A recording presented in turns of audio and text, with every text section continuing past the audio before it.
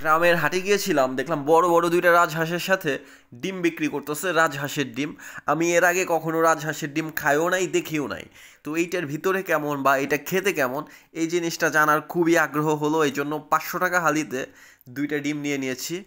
এখন এই ডিমটাকে আগে আমি ফার্স্টে ওজন করব, যে আসলে এই দুইটার ওজন কত। ক্যামেরাতে হয়তো বোঝা যাচ্ছে না, আসলে এটা অনেক বড় বড় সাইজের ছিল। অ্যান্ড ফাইনালি এই হচ্ছে দুইটা রাজহাঁসের ডিম, ক্যামেরাতে কত ছোট দেখা যাচ্ছে।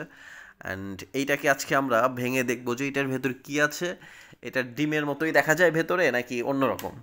সো এবং দুইটা, একটা পোচ করব এবং একটা অমলেট করব, খেয়ে দেখবো যে আসলে দুইটার টেস্ট কেমন।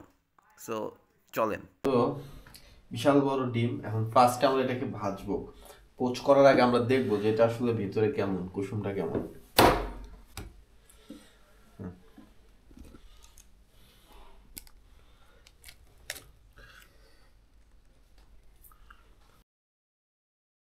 ও, বিশাল বড় কুসুম, ভাই রে ভাই। কিন্তু কুসুমটা ভেঙে গেছে। এখানে কম করে হলো 5টা ডিমের কুসুমের সমান কুসুম বের হয়েছে। ওকে, একটাই থাক। তো ফার্স্টে আমরা ডিমটাকে অমলেট করব। মরিচ কাটছি, এখন পিঁয়াজ কাটতেছি, অনেক পিচ্ছিল পিঁয়াজ।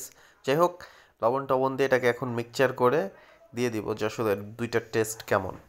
তো এটার ভেতরেও পুরোটাই কুসুম মনে হচ্ছে, মানে রাজহাঁসের ডিমে কি কুসুম থাকে বেশি নাকি। তো যাই হোক, অনেক বড় ডিম, পুরো কড়াই মানে ফুল হয়ে গেছে, এত বড় ডিম। অ্যান্ড এটা থেকে কোনো স্মেল এখনও পাচ্ছি না আমি। তো যাই হোক, অমলেট করা হয়েছে, এখন আমরা পোচ করব, দেখি যে আসলে কত বড় কুসুম হয়। এটা আসলে কুসুমটা বড় থাকার কারণে ভাঙতে গেলে কুসুমটা ভেঙে যায়। ওয়াও, বিশাল বড় ডিম, দেখছেন? কুসুমটাই ডিমের অর্ধেকের বেশি। সো যাই হোক, সো আমরা ফার্স্টে পোস্ট যেটা সেটাই খেয়ে দেখি কেমন লাগে। অ্যান্ড আমি জানিও না রাজহাঁসের ডিম আসলে খাওয়া যায় কিনা। এরকম কে, একদম রাবারের মতো, সিরিয়াসলি।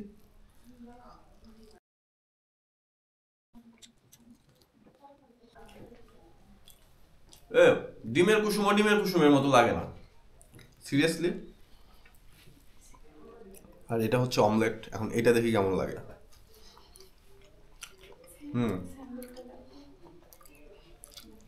অমলেটটা ভালো, কিন্তু ডিম পোস খুবই বাজে, খুবই বাজে। অমলেটের মধ্যে মশলা টশলা দিছি তো, এই জন্য খাওয়া যেতেছে। বাট